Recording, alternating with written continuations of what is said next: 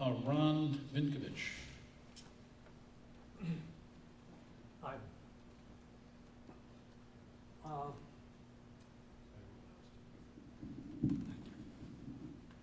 My question is with regard to free trade. Free trade started with the NAFTA agreement and has proceeded with one agreement after another with various countries, and has resulted in a hemorrhage of jobs from this country because realistically we've been unable to compete on wages, on various lack of regulation by the parties that we have entered into these agreements with. Realistically, what can be done to stop this hemorrhaging of jobs? How can we do this and in a realistic and competitive way, in your opinion? Well, first of all, sir, thanks for the question. I'm going to disagree with you on a little bit of that question. First of all, I'm a fair trader, but trade is a good thing. And my opponent, Zach Space, and the rest of the Democrats, you see it in the commercials, Lee Fisher, Ted Strickland, all of them are trying to make trade as the problem. And trade isn't really the problem. Maybe I'll give you some reasons why it isn't. Why we've lost jobs overseas is because of bad public policy. We have the second highest corporate income tax rate in the world, soon to be the highest, because Japan's lowering theirs and raising ours. And we have a regulatory structure in this country that's very burdensome and punishes businesses. And there was a recent article in the Wall Street Journal that said in corporate America, 1 out of every $3 earned goes for tax compliance and taxes and regulatory compliance.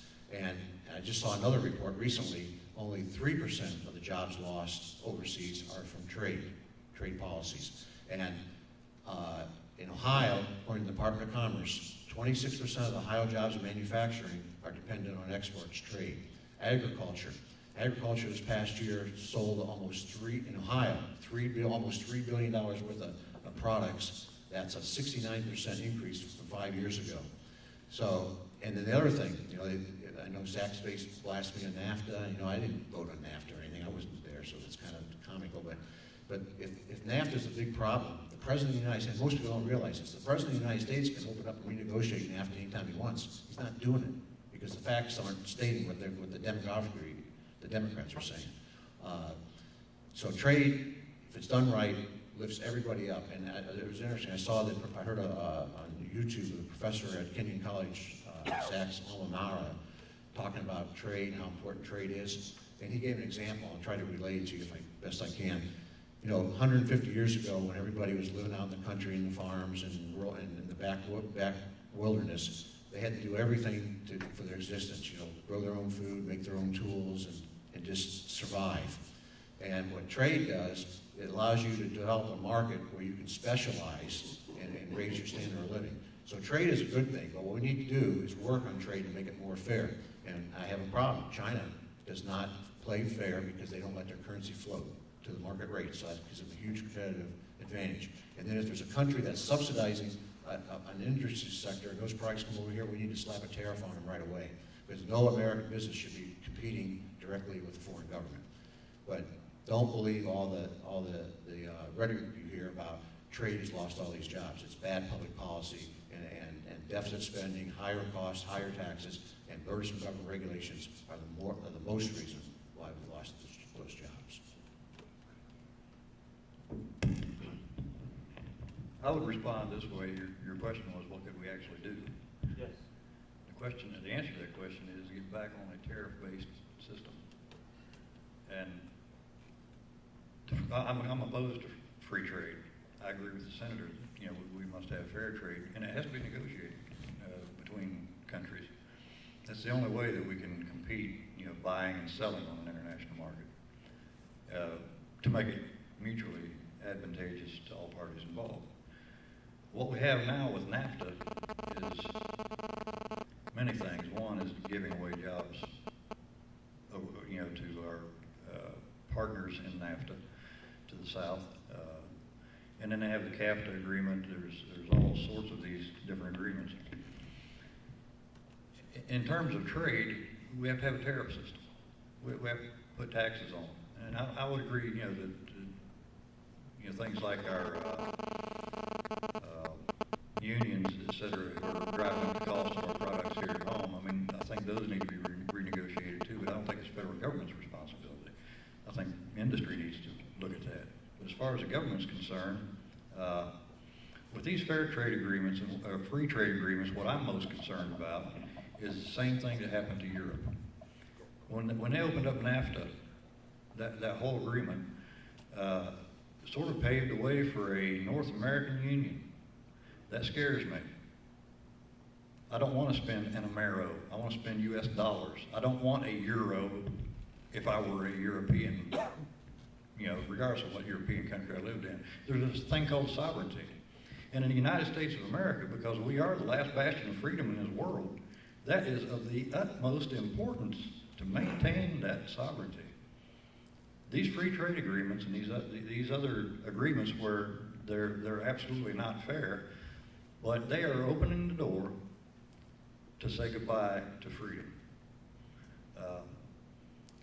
Directly to your question, tariffs, negotiated trade between foreign countries is what we need to do.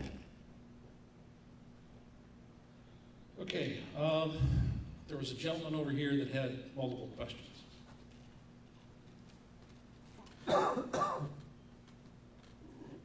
Yeah, this is Bruce Rich. Let's get back to illegal aliens. Do you support Arizona, what it's doing? What would you do about the porosity of our borders, and how soon would you get that into effect?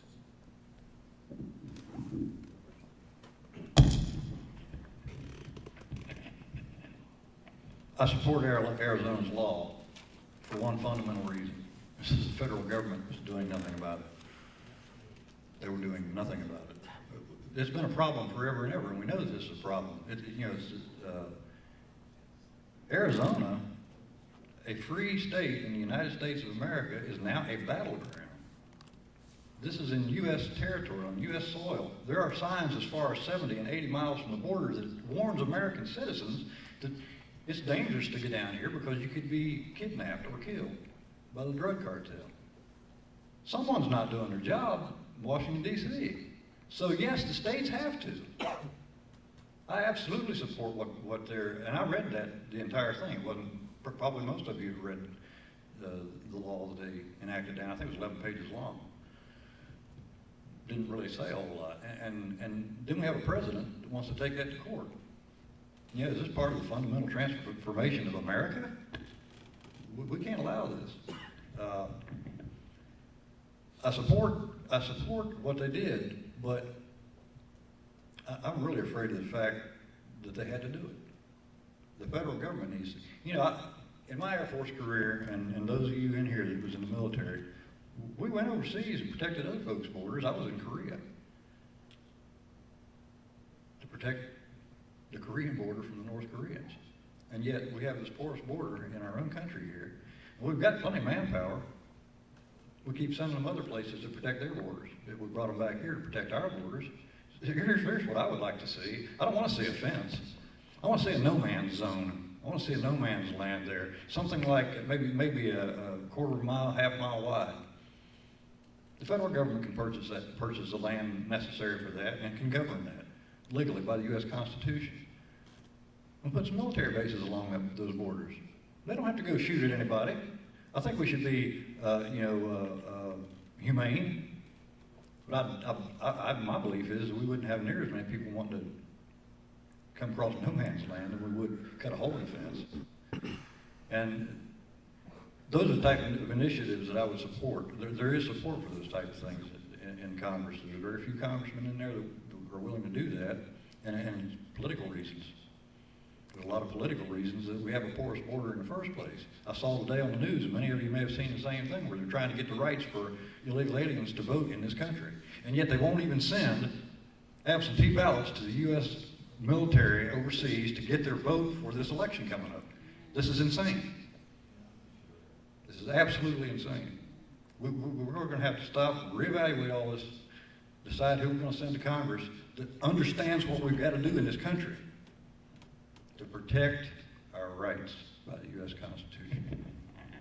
Well, I support the Arizona law, and I'm going to talk about that in a minute, but the reason it's a national security issue. We absolutely have to secure our borders, not just for the illegal alien problem, but we have drug traffickers, human traffickers, and it's a miracle that some terrorist hasn't walked across that border with a dirty bomb and done harm. It's just a miracle that hasn't happened. So it's a national security issue. Now, we also, not only do we have to secure our borders, we also have to get tough on our visa program. You know, we have people over here on visas, student visas and the like, and then when their visa runs out, they seem to disappear, or I call them the woodwork, and they just become illegal then. And that's a big problem too.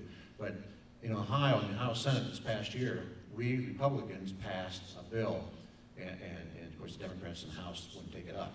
And this is an interesting story, I didn't realize this, but the Butler County Sheriff, that's just north of Cincinnati, came to his state senator, Gary Cates, and said to him, we got an illegal problem here in Butler County, and I don't have the legal authority to enforce the immigration laws. I didn't realize that.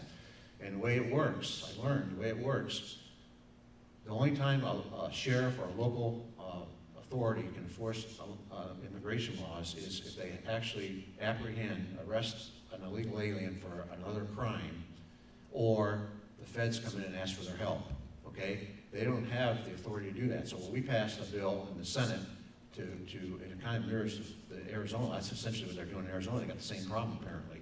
And to allow our local county sheriffs, our local authorities to enforce the immigration laws, because we'll have a state law. And now, as you know, this administration is taking Arizona to court, the Attorney General, and it's despicable because they're not doing their job, and they're using taxpayer dollars to file a lawsuit against the state of Arizona, and that's disgusting, and that needs to change.